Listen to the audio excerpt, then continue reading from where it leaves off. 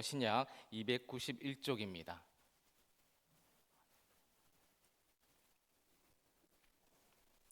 한 줄씩 번갈아 가면서 교독으로 봉독하도록 하겠습니다. 모니터 좀 켜주세요. 제가 15절 말씀 봉독합니다. 그가 모든 사람을 대신하여 죽으심은 살아있는 자들로 하여금 다시는 그들 자신을 위하여 살지 않고 오직 그들을 대신하여 죽었다가 다시 살아나신 이를 위하여 살게 하려 함이라. 그러므로 우리가 이제부터는 어떤 사람도 육신을 따라 알지 아니하노라. 비록 우리가 그리스도도 육신을 따라 알았으나 이제부터는 그같이 알지 아니하노라. 그런즉 누구든지 그리스도 안에 있으면 새로운 피조물이라. 이전 것은 지나갔으니 보라 새 것이 되었도다. 모든 것이 하나님께로서 났으며 그가 그리스도로 말미암아 우리를 자기와 화목하게 하시고 또 우리에게 화목하게 하는 직분을 주셨으니 같이요. 곧 하나님께서 그리스도 안에 계시사 세상을 자기와 화목하게 하시며 그들의 죄를 그들에게 돌리지 아니하시고 화목하게 하는 말씀을 우리에게 부탁하셨느니라. 아멘. 우리 한번 인사하도록 하겠습니다.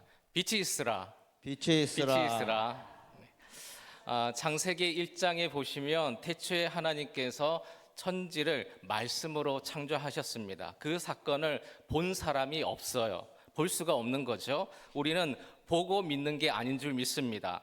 하나님이 우리에게 믿음을 주셔야 믿어지는 줄 믿습니다. 그래서 믿음은 믿어지는 게 복인 겁니다. 한번 따라해 주시기 바랍니다. 믿어지는 게 복입니다. 믿어지는 게 복입니다. 여러분에게 믿어지는 복이 있기를 주님의 이름으로 축원합니다. 아멘. 부활도 믿어져야 되는 겁니다. 제게도 논리적인 충돌이 있었습니다. 그러나 인간은 죽었다가 살아날 수 없는데 저는 믿어지는 거예요. 예수님이 부활하셨음이 믿어집니다. 그게 문학적인 장치가 아니라 역사적으로 정말 살아나셨다라고 믿어지는 겁니다. 여러분에게도 이 복이 있길 주님의 이름으로 축원합니다. 오늘은 예수님께서 육신적으로 역사적으로 부활했다라고 증명하려는 게 아닙니다. 성경도 그것을 증명하고 있지 않습니다. 선언하시는 거예요. 예수님은 부활하셨습니다. 그리고 그 부활하신 예수님을 만난 사람들이 12명, 500명의 제자들이 있었다라고 선포하고 있을 뿐입니다. 그러면 예수님의 부활이 오늘 우리들이 갖는 영적인 의미가 무엇일까요? 그것을 설명하는 구절이 오늘 말씀입니다. 15절 말씀 보니까 십자가와 부활에 대해서 말씀하고 있습니다. 그리고 16절은 사람은 이제 무엇에 따라서만 알지 않는다라고 말씀하고 있습니까? 육신을 따라서만 알지 않는다. 그래서 예수님도 육신에 따라서만 알지 않는다. 예수님이 무슨 육신적인 윤리적인 말씀을 하셨는가? 예수님을 통해서 어떻게 복받고 살아야 되는가? 그 수준으로만 예수님을 알지 않는다. 왜냐하면 예수님은 전혀 다른 일을 하셨기 때문인 거죠. 그게 17절 말씀입니다. 그런즉 누구든지 그리스도 안에 있으면 무엇이라고 말씀합니까? 새로운 피조물이다. 창조가 새로 되었다. 새로운 일이 우리에게 주어졌습니다. 예수님이 부활하셨다라는 것이 도대체 무슨 의미일까요? 지금까지 있었던 질서에 새로운 질서가 생겨났다라는 것입니다. 그래서 17절 후반부에 이전 것은 지나갔으니 보라 새 것이 되었도다. 이 우주가 이 세상이 이전 질서는 지나가고 새로운 질서가 왔다. 예수님 때문에. 그러니 예수님을 믿는다라는 것은 연료 첨가제가 아니라는 거죠.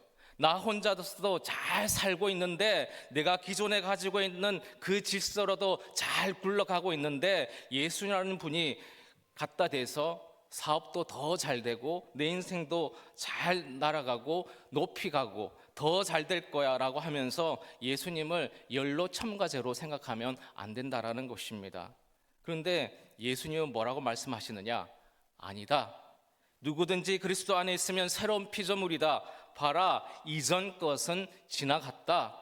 이전 질서는 지나가고 새로운 질서가 오는 것, 이것이 예수님을 믿는 것인 줄 믿습니다. 이게 우주적으로는 예수님께서 죽음의 권세를 이기셨잖아요. 여러분, 죽음은 무엇 때문에 들어왔습니까? 죄 때문에 들어온 겁니다. 죄의 권세를 사탄이 붙들고 있습니다. 여러분, 죽음이 얼마나 권세가 크느냐 하면 죽음은 모든 것을 무의미하게 만들어 버립니다. 여러분이 정말 건강하십니까? 그런데 오늘 죽음이 오잖아요. 그러면 건강이 무의미해지는 겁니다. 여러분, 좋은 곳에 취직되셨나요? 그러면 오늘 죽으면 직장이 무의미한 거예요. 죽음은 모든 걸 무의미하게 합니다. 그래서 인생은 이 땅을 살면서 그 죽음이 오기 전까지 죽음을 대체할 만한 기쁨과 만족을 찾기 위해서 전쟁과 싸움을 그치지 않고 있습니다. 그런데 예수님께서 그 죽음의 권세를 이기셨습니다. 여러분, 부활주일은 죽었다가 살아났다는 신기한 사건을 얘기하는 것이 아닙니다. 성경에 예수님 말고 죽었다가 살아난 사람들 있지 않습니까? 나사로, 나인선 과부, 그러나 그들은 다시 죽었습니다. 그러나 예수님의 부활은 이 세상에 새로운 질서를 부여하는 그런 의미 있는 사건인 줄 믿습니다. 그분은 부활하셔서 지금도 살아 역사하고 계시기 때문입니다. 어떤 질서를 가져다 두시느냐? 예수님의 사람들에겐 사망의 권세가 우리를 끝내지 못하는 줄 믿습니다. 예수님께서 말씀하셨습니다. 그러므로 나는 믿는 자는 죽어도 살겠고 살아서 나를 믿는 자는 영원히 죽지 아니하리라. 어떻게 할 수 있습니까? 예수님께서 영원히 살아 계시니까요. 예수님을 믿는다라는 것은 오늘 본문 17절에 그리스도 예수 안에 있다 이렇게 표현하고 있습니다. 어떤 게 그리스도 안에 있는 것입니까? 예수님을 내 안에 담아 놓는다. 이게 무엇을 뜻할까요? 이것을 신비라고 얘기합니다. 이것은 하나님께서 해 주셔야 되는 거예요. 이걸 성경에서 이런 표현들로 얘기하고 있습니다. 예를 들어서 이런 겁니다. 성경에 성령의 열매가 몇 개라고 되어 있습니까? 총 9개라고 되어 있죠. 여러분, 성령의 열매는 손을 흔드는 것으로 표현하면 예수님께서 오른손을 드니까 내가 오른손을 드는 게 아닙니다. 예수님께서 나의 오른손을 들게 하시는 거예요. 이 일이 분명히 나에게 낙심될 일이 맞습니다. 내 마음도 낙심이 됩니다. 그런데 내 속에 낙심이 아닌 다른 마음이 자꾸 꾸물꾸물 올라옵니다. 내 안에 계신 예수님께서 나를 살아나게 하는 거예요. 여러분, 이걸 믿음의 질서라고 얘기합니다. 예수님은 이제 육신으로 알지 말라 이렇게 말씀합니다. 너희 속에 내가 들어갈 거다. 그러니 새로운 피조물, 새로운 목적, 새로운 가치를 가지고 살아가야 되는 것입니다. 예수님을 믿는다라는 것은 우리 속에 예수님께서 들어오셔서 새로운 가치와 새로운 목적과 새로운 목표가 생기는 것입니다. 그런데 많은 경우에 그리스도인들이 예전의 가치, 예전의 목표를 가지고 교회에 와서 예수님을 연료 첨가제를 해서 자기 것을 가지고 살아가는 거예요. 그렇게 살고 부서를 운영하고 교회를 운영합니다. 그래서 제가 여쭈어봅니다. 그게 하나님께서 하신 것인지 내가 한 건지 어떻게 알 수 있을까요? 잘 물어보면요, 우리는 온통 우리가 하고 있습니다. 이걸 무의미하다고 얘기하는 것이 아닙니다. 성경도 말씀하는 겁니다. 내가 너희를 사랑한 것 같이 너희도 서로 사랑해라. 사랑해야 되는 거죠. 봉사해야 됩니다. 전도하셔야 됩니다. 그 안에 이면에 예수님께서 하시는 사랑이 있어야 되는 줄 믿습니다. 예수님께서 하시는 봉사가 있어야 되는 줄 믿습니다. 내 인내의 결단만으로 안 되는 거예요. 하나님께서 주시는 인내의 힘이 내게 있어야 되는 거예요.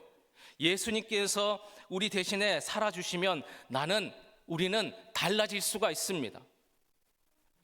저는 늘 가면을 쓴 것 같은 마음을 가지고 있습니다. 여러분에게 목사로, 온유한 목사로 그렇게 보여주고 싶습니다. 그래서 온유한 목사처럼 하려고 합니다. 그런데 하나님 앞에 서면요, 제가 너무 잘 아는 거죠. 제가 온유한 사람이 아니라는 걸요. 그런데 온유한 목사처럼 하니까 저는 가면을 쓴 것 같습니다. 저는 사랑을 많이 하는 목사가 되고 싶습니다. 그래서 여러분을 만나면요, 화를 많이 안 내려고 노력하지만 잘 안 됩니다. 사랑이 있는 것 같은 그런 가면을 쓰고 있습니다. 하나님 앞에서는 늘 그것을 아는 거죠. 제가 그렇게 사랑이 많이 있는 존재가 아니라는 걸요. 온유를 흉내내고 사랑을 흉내내고는 있지만 내 존재가 온유한 존재가 되지 않으면 분장하고 가면을 쓴 거에 불과합니다. 아직 들키지 않은 거죠. 들킨 부분도 있고요. 정말 부활주의를 맞이하면서 하나님 앞에 간절한 소망을 가지는 것은 내 안에 예수님께서 살아계셨으면 좋겠다라는 것입니다. 그래서 사랑을 흉내내는 존재가 아니라 내 영혼이 사랑의 존재로 물들어 버리는 것이죠. 온유한 존재로 물들어 버리는 것이죠. 그래야 예수님 사람이 되는 것이 아니겠습니까? 저는 오늘 이 일이 저와 여러분에게 있길 간절히 주님의 이름으로 축원합니다. 하나님 아버지, 예수님이 내 안에 존재하기에 너무나도 감사합니다. 내가 노력하지만 사랑할 수가 없고 온유할 수가 없습니다. 내 안에 계신 예수님께서 우리를 사랑으로 물들여 주시옵소서, 온유로 물들여 주시옵소서, 인내로 물들여 주시옵소서. 내 힘이 아닌 주님으로 인하여 일하게 해주시며 주님으로 인하여 다시 일어서게 하여 주시옵소서. 우리 삶에 성령님의 열매가 풍성히 맺히는 주님의 사람들 되게 하여 주시옵소서. 예수님의 이름으로 기도드립니다. 아멘.